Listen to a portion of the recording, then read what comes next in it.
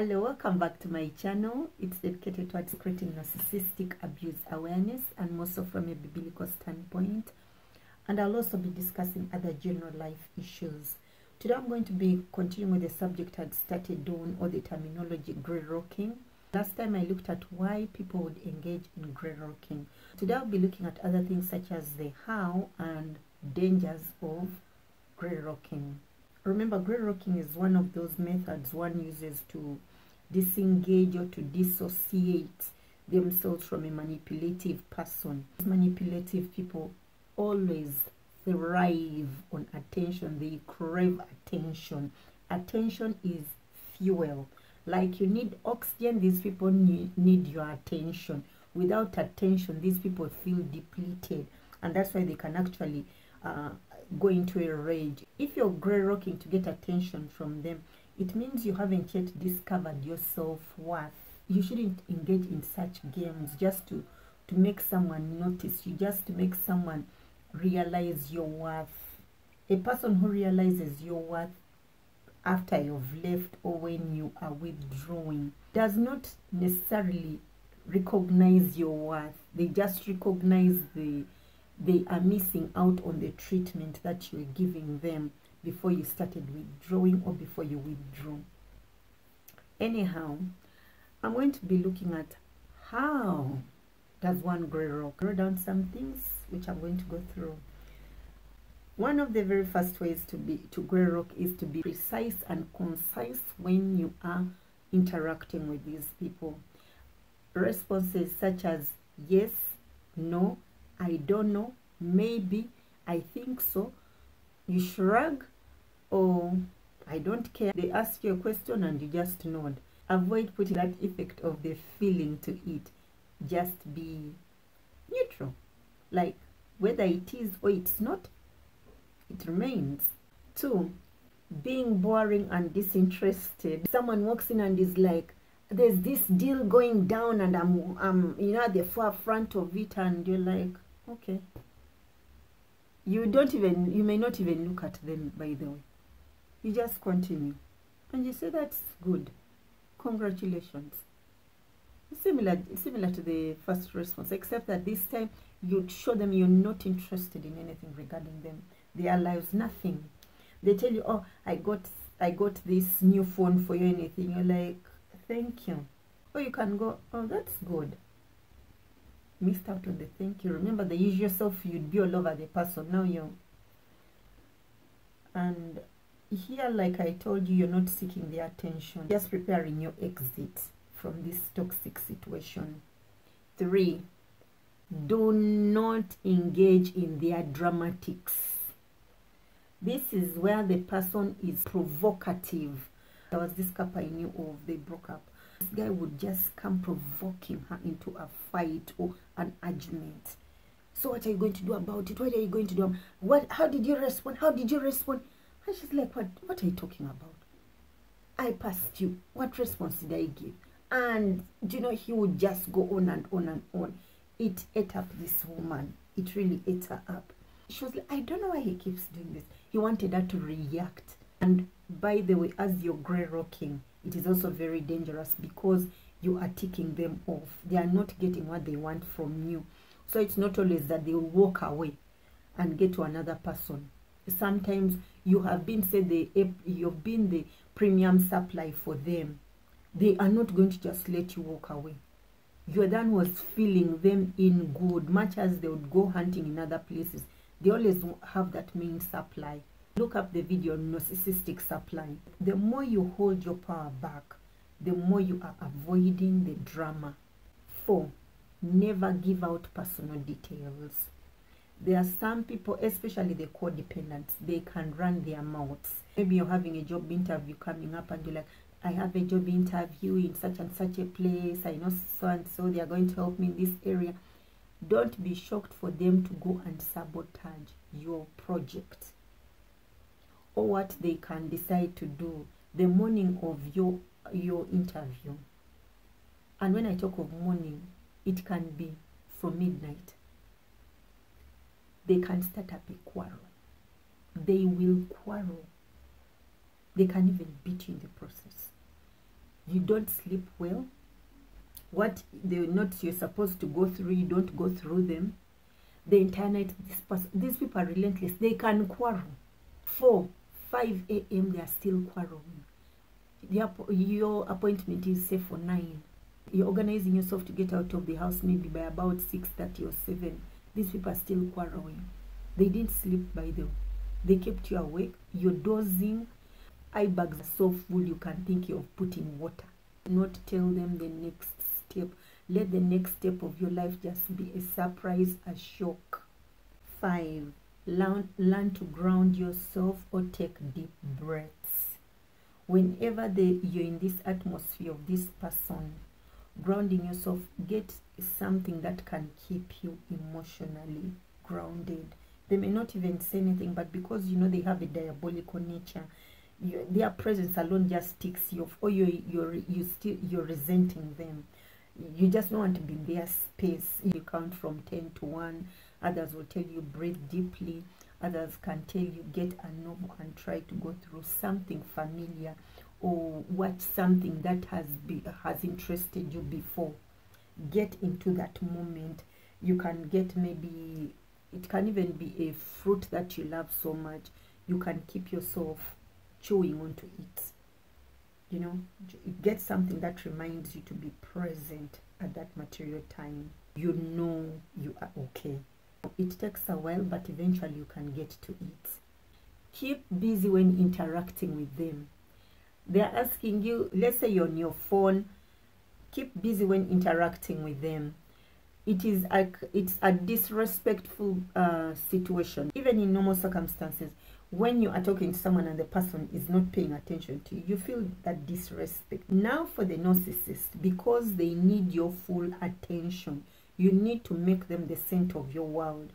When you take that away from them, when you don't concentrate, it is a huge slap on the face. So let's say they are talking to you and you're on your phone, or they start talking to you, you just get onto your phone. You answer, yeah, maybe they took it out, I think so. It ticks them off, and it makes them realize I'm not of value to this person, so let me seek value elsewhere. 7, avoid eye contact. Eye contact for the narcissist, for them, they have your full attention. And like these people are soulless. When you're looking into their eyes, for them, they feel that energy, you're giving it to them. So there are some people who can actually look at you, but they are not looking at you. I'm talking of healthy people. They can choose to withhold their power, even much as they are looking at you. They withhold their power. And so when I talk of power, I mean their energy. Their interaction with you is platonic. So in the end, you can even go feeling, they were looking at me, but this way they were not there. A person who is well grounded can do that. Eye contact speaks of allowing your soul to be read by the other person. 8, take care of yourself. This is kind of two-way. There are some people, I know of a lady who, when she was grey rocking her partner, she was in this abusive situation, she went full-fledged on the other side. This was a lady who everything was on point about her life. She loved this nice sexy lingerie, but when she was done, she started grey rocking the man. She would wear these t-shirts, say like Mama Ngombe, the mother of all cows. Those t-shirts with funny titles. They are torn, and some may not be torn, but like say company t-shirts, whichever company you can come up with. The man has always known you to wear this, this type of lingerie. Then the next time they are seeing in these company t-shirts, that thing would tick off the man.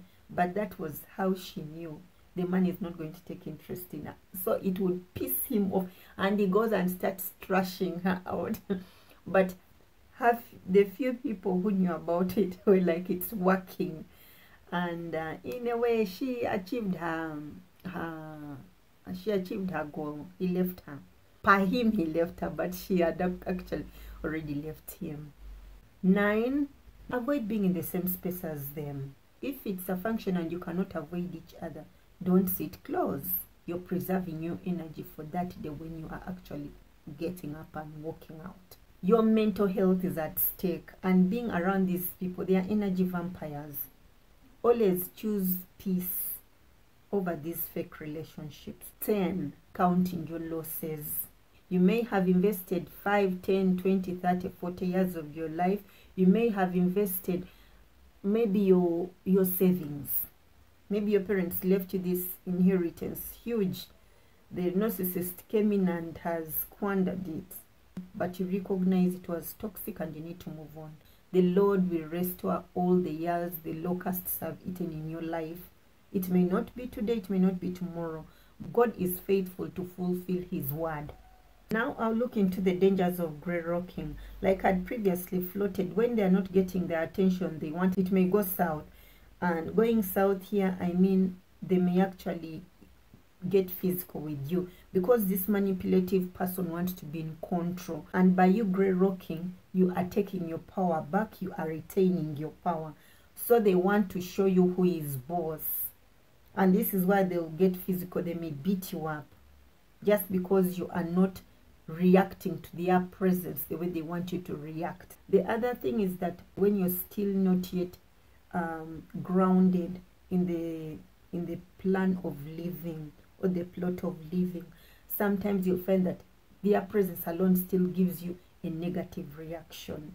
As in, maybe you develop an anxiety just at their presence. You're having a bad tummy, you know, all that.